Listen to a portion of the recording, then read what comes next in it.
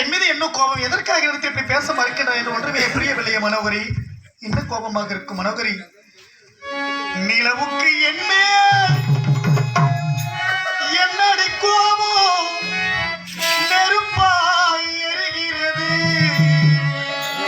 இந்த மலருக்கு என் மேல் என்னடி கோபம் முள்ளாய் மாறியது.